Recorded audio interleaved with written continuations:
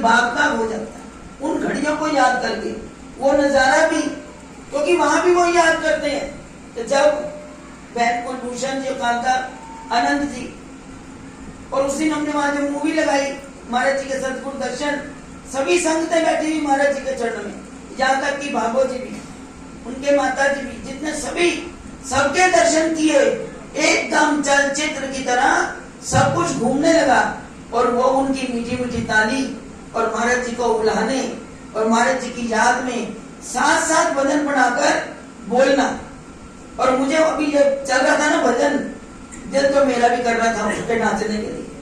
तो कभी वो वक्त था, एक बार का दृश्य मैं बयां करूं, महिमा तो हम इतने दिन के महाराज जी के जीवन चित्र के बारे में, एक एक लीला के बारे में किसको नहीं पता है, सबको पता है। नजारे वो बताओ तो इन लोगों ने नहीं देखे होते, उनका वर्णन किया जाए तो इनके दिलों में भी वो प्यार वो जागे कि किस तरह हमने महाराज जी की खुशियां देखी हैं, उनके अवतरण दिवस की, क्योंकि वो मनाना नहीं चाहते थे।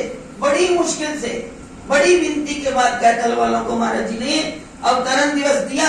फिर हजूर ने ये फरमा दिया कि भाई मैं तो नहीं मनाना चाहता, लेकिन चलो आप लोग नहीं मानते तो इसी बहाने गुरु महाराज जी के गुणानुवाद तो आप गाओगे। महापुरुषों का जन्मदिन मनाओ या ना मनाओ, उन्हें कोई फर्क नहीं पड़ता, लेकिन इसी बहाने से जब हम बैठकर, क्योंकि आज इस कलयुग के अंदर सिमरन करना बहुत मुश्किल है। एक घड़ी किसी को कह दो, चंद मिनट कह दो, 15 मिनट कह दो, तो वे घुटने काम नहीं करते, चौकड़ी नहीं लगती। लेकिन जब इस तरह के कार्यक्रम होते हैं, चाहे आपसे बैठा जाए या ना बैठा जाए, गुरु महाराज जी आपको जिस तरह भी है वो बिठा लेते हैं, वो सिमरन करा लेते हैं, चाहे ताली बजा के, चाहे नाच के, चाहे बोल के, चाहे सुन के, सारे ही तरीके जो है वो सिमरन के। तो महाराज जी वो कृपा कर रहे हैं कि ये जीव अपने ऊपर कृपा नहीं कर सकता, गुरुदेव की कृपा के बिना कुछ नहीं होता। तो महाराज जी के जीवन की मैं एक बात कहूं कि श्री महाराज जी ने जब श्री गुरु महाराज जी के चरणों में आ गए, तो श्री गुरु महाराज जी ने छोटी सी अवस्था में ही महाराज जी को खड़ा कर दिया। क्या लगे महाराज जी का नाम लेकर खड़े हो जाओ। महाराज जी ने पहली बार श्री गुरु महाराज जी ने 2 पंक्तियां रामचरितमानस की कही, बड़े भाग मानुष तन पावा, सुर दुर्लभ सद ग्रंथन गावा। और महाराज जी ने, सदगुरुदेव भगवान जी ने, नंगली निवासी भगवान ने महाराज जी को, कहते हैं उस वक्त 200 साधु श्री गुरु महाराज जी के दरबार में बैठे हुए थे, और संगत का हिसाब लगा लो कितनी होगी। कहते 2000 से हल्के सत्संग में भी गैदरिंग कितनी होती, 2000 से ज्यादा संख्या में भक्त बैठे होते थे। तो महाराज जी को कह दिया, ये जो पंक्तियां मैंने रामचरितमानस की बोली हैं, इनकी व्याख्या करो। और महाराज जी देखें कितनी घबराहट होती है जब पहली बार अपने मालिक के आगे कुछ बोलने का अवसर दिया जाए। और महाराज जी के, महाराज जी मैं कुछ नहीं बोल सकता। और तब श्री गुरु महाराज ने देखा तो इनके हाथ कांपने लगे हैं, चेहरे पर पसीने की बूंदें आ गई हैं। तो श्री गुरु महाराज ने कहा चलो कोई बात नहीं, आज नहीं तो मैं कहता हूं सबको, कल महाराज जी का नाम लेकर ये इन पंक्तियों की व्याख्या करेगा। दूसरा दिन भी आ गया, फिर सत्संग सजा, तो महाराज जी को खड़ा कर दिया। महाराज जी ने उस वक्त कांपे मुख से, कांपती आवाज में क्या कहा, गुरुदेव मैं कैसे व्याख्या कर सकता हूँ, मैं सत्संग कैसे कर सकता हूँ, अगर मैं कुछ कहूंगा कहने के लायक अगर होऊंगा भी तो, अगर जो कहूंगा तो मुझे वो करना भी पड़ेगा, मैं कर नहीं पाऊंगा। जो बोले उस पर चलना बड़ा ही कठिन है। ये मार्ग ऐसा है, पहले वो कहो, अगर अपने ऊपर वो उपदेश अमल होता, वो अपने ऊपर अमल होता तब वो बात कहनी होती है। तब श्री गुरु महाराज ने, क्योंकि वो कृपा पर उतारू थे, वो अपने शिष्य को घड़ रहे थे, उन्होंने पता क्या कहा, एक ही शब्द कहा, मैं हूं ना। आज हम देखते हैं व्हाट्सएप पे लोग देखते थे गुरु जी ने कह दिया मैं हूं ना, लेकिन वो सच में श्री गुरु महाराज ने हजूर महाराज जी को कहा सत्संग तूने करना है, मैं बैठा हूं ना, चलो आज नहीं तो कल। श्री गुरु महाराज ने तीसरे दिन हजूर महाराज जी से वो बुलवाया, वो सत्संग, वो व्याख्या करवाई। तो श्री गुरु महाराज ने उनको आशीर्वाद दिया, मैंने इसलिए रामचरितमानस में से छुपाई दी है, तुम रामचरितमानस को कंठस्थ कर लो, तुमने यूपी में बड़ा ही प्रचार करना है। और महाराज जी को हमने देखा तो महाराज जी बाहर भी हर आश्रम में भी रामचरितमानस की कथा सुनते और अंदर बैठकर कमरे में उनका नित्य नियम था, वो रोज रामचरितमानस का पाठ किया करते थे, क्योंकि अपने गुरु का, श्री गुरु महाराज जी का आदेश था कि रामचरितमानस का पाठ करना है। और गुरुवाणी पर तो महाराज जी की बड़ी पकड़ थी। मुझे याद है कि यहाँ जब महाराज जी का सत्संग होता तो हमारे रजौरी के जितनी मार्केट के जितने सिख भाई थे, जब सार गुरुवाणी का यहाँ पर भाई दर्शन सिंह जी को बुलाया गया, ये पटेल पार्क में प्रोग्राम हुआ था, सार गुरुवाणी का विमोचन हुआ था, उन रागियों को बुलाया गया, तो उस वक्त कहते हैं जितने सिख भाई थे मार्केट बंद करके कहने लगे इन महापुरुषों का सत्संग। उस वक्त की बात है, आज तो बहुत जागृति हो गई है, बहुत जागृति हुई। उस वक्त वो सिख भाई कहते थे कि हमने ऐसे हिंदू सिख एक देखे हैं जिनको गुरु ग्रंथ साहब के पन्ने का एक एक श्लोक, एक एक लाइन, नीचे से इस पन्ने पर इस लाइन है, ऊपर से इतनी लाइन है, यही महापुरुषों का उपदेश हम सुनने के लिए आते हैं। महाराज जी के प्रवचन सुनने के लिए इतनी इतनी दूर से दुनिया आती थी। तो मेरे गुरुदेव को यह वरदान नंगली निवासी भगवान ने दिया। और उनके जन्मदिन की बात हो रही है, अवतरण दिवस की, तो क्या महफिलें उस वक्त सही थी। कितने कितने बड़े कवाल जो वहां पहुंचे थे, आज भी वो याद आती है। एक कवाल ने भजन शब्द कवाली बोली थी, अरु से अजल आ गए सब मगर वो न आए मेरी रुखसती के लिए, उनके कूचे से लेकर जनाजा मेरा जान दी मैंने जिंदगी खुशी के लिए।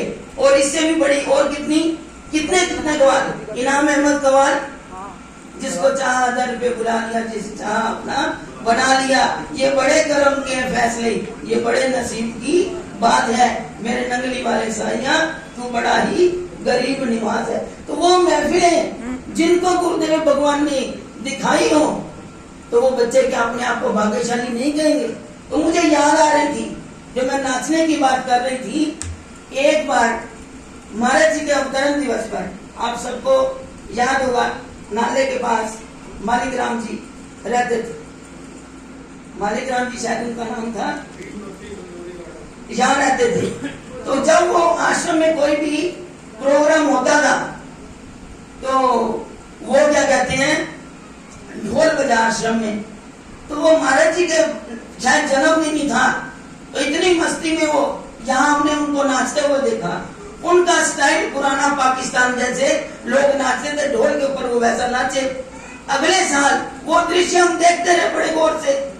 जब अगले साल कैथल में महाराज जी का अवतरण दिवस हुआ तो झंडे के बाद ढोल बजने शुरू हो जाते थे। ढोल बज रहा था तो महाराज जी अपने कमरे में विराजमान, और बाहर जब ढोल बज रहा था, मैं और भाई जी हम दोनों वहां खड़े, और हमने जो नाचना शुरू किया, उधार तो हम नकल रहे थे मालिकराम जी की, कि जैसे वो नाचे हमने भी वैसे ही नाचना शुरू कर दिया। और इधर आपको पता है गिरधारी जी, सतगुरु दयानंद जी, वो भी अपनी मस्ती में आ जाते थे। उन्होंने जब देखा कि हम बड़ी मस्ती में, सब लोग आसपास, क्योंकि वो कुछ दृश्य और था, हम लोग नाच रहे हैं, और गिरधारी जी ने देखा, वो सफेद वस्त्रों में थे, अंदर गए, कहते हजूर जरा बाहर आओ। क्यों? कहते वो देखो जरा छोटियां तो मोटियां दोनों कितनी नचतियां भी, उनका स्टाइल देखो, और हजूर का वो देखना, हमें कोई होश नहीं। महाराज जी सब संगत के पीछे, क्योंकि अभी सुन रहे थे ना कि लंबे ऊंचे सब दरबार में, उनका कुछ रूप या अनूप ही अलग था। जैसे अब कह रहे थे, दुनिया में सोने मेरे सोने तो थल्ले ने, जिन्हों देख देख सारे हो गए थल्ले ने। ये इतनी दुनिया सब कुछ छोड़ छाड़ कर उनके पीछे तभी तो आ गई। क्योंकि कई बार महाराज जी को, जब महाराज जी तसले गाड़े उठाकर गुरु दरबार में सेवा करते थे ना, तो संत कहते थे कि अभी हूं तेरिया संगतां नूं बुलाइए और देखन तोड़ा गुरु किवें सेवा कर रहे हैं। ये महाराज जी ने गुरु दरबार में सेवा करनी भी सबको इसी तरह सिखाई कि गुरु घर की नालियां भी जाकर साफ करो। गुरु दरबार के संत भी देखते थे, सार पता नहीं अपने बच्चों की कौन है, क्योंकि महाराज जी हम सबको लगा देते थे बड़े भंडारे पर कि गुरु दरबार की नालियां गलियां झाड़ू पकड़ाते कि साफ करो, इससे इससे उत्तम कोई और सेवा नहीं है गुरु दरबार की। तो हम बच्चे सारे सेवा करते थे। और महाराज जी पता क्या कहते थे, बाद में कहना बड़े भंडारे पर मैं तुम सबको, अभी सफेद कपड़े में थे, तुम सबको चूड़ियां लेकर दूंगा। बाजार लगता था, सजता था, मेला सजता था गुरु दरबार में, तो महाराज जी ने इतनी इतनी चूड़ियां पहना देनी, और खासकर भाई जी को। फिर महाराज भाई ने कहा मैं चूड़ियां पहन के जाऊं, कहने कोई नहीं, दो दो सारे बांट दे। महाराज जी ने कृपा बांटनी थी ना, वैसी कृपा करते थे। उन दो चूड़ियों के बहाने वो पता नहीं कितने कितने सुहागों की रक्षा करते थे, पहनाते थे। ऐसे मेरे गुरुदेव बिना किसी कारण पर हर एक पर कृपा करते थे। तो जब हम नाच रहे थे तो महाराज जी आए और गिरधारी जी आगे खड़े हो गए। कहते तू आगे खड़ा हो जा, मैं पीछे से देखूंगा। कहते अगर मैंने इनके सामने हो गया तो ये नाचना बंद कर देंगी। वही बात हुई जब हमारी नजर पड़ी कि महाराज जी हम तो अपनी मस्ती में थे। तो महाराज ने कहा, महाराज जी इतने खुश, उस चेहरे को हमें आज तक भूलता नहीं कि महाराज जी की वो हंसी। अभी जैसे रमेश खन्ना जी कह रहे थे कि खिलते हुए चेहरे, हमने वो महाराज जी के भी खिले हुए चेहरे देखे, और उन्होंने बच्चों को भी इसी तरह खिलते हुए हम लोगों को हंसते। आज तक महाराज जी ने हमारे साथ कभी उदासी की कोई बात नहीं की थी। उनकी कृपा के विषय में तो मैं कुछ बता नहीं सकती। और जो आनंद कैथल में बरसा, नंगली साहब में बरसा, ये सदगुरु की कृपा है। क्योंकि मेरे गुरुदेव ही ऐसे कि उनके अंदर वो मस्ती उन्होंने पूरे गुरु दरबार में लुटाई। क्योंकि हमारे गुरुदेव भगवान जहां बैठ जाते थे, दो गुरु भाई भी अगर कोई मन मुटाव होता था ना, तो कहते मेल अगर कोई करा सकता है तो महाराज जी कहा नहीं, इनको बिठा दो, ये सब रूठे हुओं को मिला लेते, सब रूठे हुओं को ये मिलाते हैं। और महाराज जी ने वो प्रमाण भी दे दिया था कि मैं तोड़ने के लिए नहीं आया, मैं जोड़ने के लिए आया हूँ। तो मेरे गुरुदेव वो हस्ती थे, उनके विषय में तो मेरे पास शब्द ही नहीं है। तो मैं आज, क्योंकि कल तक वहां भी चलता रहा प्रोग्राम, हम कैथल के प्रोग्राम में से ही 11 तारीख को लुधियाना में भी महाराज जी का जन्मदिन, सवेरे की प्रभात फेरी की, 8 बजे निकले, 11 बजे पहुंचे, 11:30 से 2 बजे तक वहां जन्मदिन मनाया। तो दुनिया ने छोड़ दी कि हर जगह हो। मैंने कहा हम कहाँ पहुंच सकते हैं, वो महाराज जी थे। कहते आप ही तो उनके बच्चे हो। मैंने कहा हम पे वो हिम्मत नहीं है। महाराज जी थे जिन्होंने अभी जैसे बताया कि संकल्प किया कि महाराज जी के दर्शन हो। तो महाराज जी कहाँ कमरे में भी बैठे हैं और महाराज जी का रूप सड़क पर भी नजर आ रहा है। ऐसा एक बार नहीं, कई भक्तों के साथ हुआ कि वो होते घर में है लेकिन दर्शन लोगों को घरों में जाकर दे आते हैं। सबके दुखों का भी निवारण करते, सब पर कृपा भी करते, किसी को कहीं दर्द है तो उसके दर्द का भी निवारण करते। ऐसे मेरे गुरुदेव की महिमा मैं क्या क्या बयान करूं। तो गुरु माई के चरणों में मेरी ये अरदास है कि वहां भी गुरु माई की रहमतें बरस रही थी, अब दिल्ली में भी वो रहमत। आज 14 अक्टूबर महाराज जी का वाकई में अंग्रेजी तिथि के अनुसार अवतरण दिवस है और एकादशी कल भी शुरू हो गई थी। अब जो पंडितों ने 2-2 दिन बना दिए, कहते और आनंद लो, आनंद ही दे रहे हैं ना। कल भी एकादशी बनाई, आज आधे दिन की थी, आज द्वादशी भी शुरू हो गई है। तो आज भी वो आनंद, आज दिल्ली की बारी आ गई, वो बरस रहा है। तो गुरु महाराज जी की कृपा ये सदा बरसती रहे। हम अपने गुरुदेव का, जो गुरुदेव ने फरमाया, अवतरण दिवस के बहाने हम अपनी सोई किस्मत को जगाते रहे, अपना रूठा जन्म मनाते रहे कि गुरुदेव आपने ये जन्म दिया है, आपकी चौखट पर ही हम इसी तरह खुशियां मनाते मनाते आपके चरणों में, आपके दर पर हम जा मिले। यही उनके चरणों में अरदास करनी है। और गुरु महाराज के चरणों में मैं यही अरदास करती हूँ कि गुरु महाराज जी आज के दिन हम ये संकल्प भी लें, क्योंकि जिसकी आवश्यकता है कि हम नाम भी जपेंगे, ये संकल्प करो, कोई ऐसा दिन खाली ना जाए जब गुरुदेव ने जो शब्द दिया है उसका सिमरण ना करें। हम सत्संग में भी जाएंगे, हम स्वाध्याय भी करेंगे और सदगुरु के दर की सेवा भी करेंगे। और इसके साथ साथ जो संदेश देना है, अब बड़े थोड़े दिन बाकी रहते हैं, दशहरे के 20 दिन बाद ही दिवाली होती है। और इस वर्ष कब 1975 आया, महाराज जी ने पैदल यात्रा हमें दी और वो भी बड़ा कारण था कि हजूर महाराज जी बीमार हुए तो दिल में 4-5 बहनों से संकल्प किया कि हमारे गुरु महाराज जी ठीक हो जाए। वो कौन कौन था? एक बाई जी, एक हम एक लीलाबाई जी और एक सिंदर बहन जी, जो अमृत योगानंद जी गिरधारी जी के पास सिंदर बहन जी थे, और एक रमेश नगर से हम जिनको बड़े प्यार से मोटी देवी कहते हैं, सुनीता जी, वो थी। 5 जने हम ऊपर बैठे हुए थे। हमने बैठ के क्या दिया, हमारे महाराज जी को अटैक आया था 1972 में। तो ये कहा था कि महाराज जी ठीक हो जाए, गुरु महाराज जी हम पैदल आपके दर पर चलकर आएंगे, और साथ में ये कह दिया कि 5 यात्रा तो हम करेंगे, उसके बाद पता नहीं किसकी कौन सी लाइन होगी, क्योंकि हम करम से आते थे, इसकी क्या लाइन होगी नहीं पता, 5 यात्राएं करेंगे। अब ये बात हमने संकल्प तो कर लिया, लेकिन महाराज जी को कहे कौन। 1 साल बीता, 2 साल बीते, 1974 में महाराज जी को डरते डरते कहा तो महाराज जी, हमने महाराज को दोबारा थोड़ा फिर बीमार हो गए, तो हमने कहा महाराज जी, फिर कहा हिम्मत की कि महाराज जी दोबारा बीमार हो गए, हमने मन्नत तो पूरी नहीं की, तो महाराज जी के चरणों में अरदास की, तो महाराज जी एकदम कहते हैं चलिए बुलाओ, तुझे की सुखना कर ली, एक ही सुखिया। अगर मैं तुम्हें कहता हूँ कि नंगली साहब जाओ, भेज देता हूँ, तो मेरे गुरु महाराज जी को कष्ट होगा। अगर मैं कहता हूँ नहीं जाना, तो मुझे पाप लगेगा। फिर महाराज जी चुप हो गए। करते करते फिर महाराज जी ने कृपा की। 1975 में दिवाली से 3-4 महीने पहले महाराज जी ने आज्ञा दी, मैं जवान बच्चे, जंगल का रास्ता उस वक्त क्या था, बड़ा जंगल था। महाराज जी कहने लगे कि भाई पहले अपने प्यो तैयार करो, बड़े प्यो ना जाएंगे, चिड़िया 5 तुझ कुड़िया 5 प्यो, और बाकी उसके बाद मैं देखता हूँ किस किस को तैयार करना है। फिर महाराज जी ने कुछ बुजुर्ग माताएं, जिसमें मुझे याद है रमेश खन्ना जी के माता जी, वो भी हमारे साथ पहली यात्रा में गए थे। 11 लेडीज, 11 जेंट्स और 23वां तांगे वाला। वो हमारे तांगे वाले जहाँ बच्चियां बैठी हुई हैं, इनके पिताजी थे, वो तांगा लेकर गए थे सामान लेकर। तो भी मैं इतनी लंबी बात ना कह दूं, टाइम होने वाला है। तो वो यात्रा कब 75 और 2024 में 50वीं यात्रा वहां गई, क्योंकि महाराज जी ने वहां प्रण करवाया था। क्योंकि महाराज जी पहले डरते थे, वो लीलाएं तो बहुत है यात्रा की, तो महाराज जी डरते थे कि रजौरी तक जाती है, रिक्शा तो बिना नहीं जाती है, पैदल जाती है, पता नहीं कौन जमना तो चुप के ले आना पड़े। तो बड़ी लीलाएं हुई थी उस यात्रा में। तो महाराज जी ने वो आज करते करते 50वीं यात्रा, गोल्डन जुबली, स्वर्ण जयंती यात्रा की प्रण करवाया गुरु माई के चरणों में। आज जो चलकर आए हो, प्रण करो, हर साल इसी तरह पैदल चलकर आएंगे और दिवाली गुरु महाराज जी के चरणों में मनाएंगे।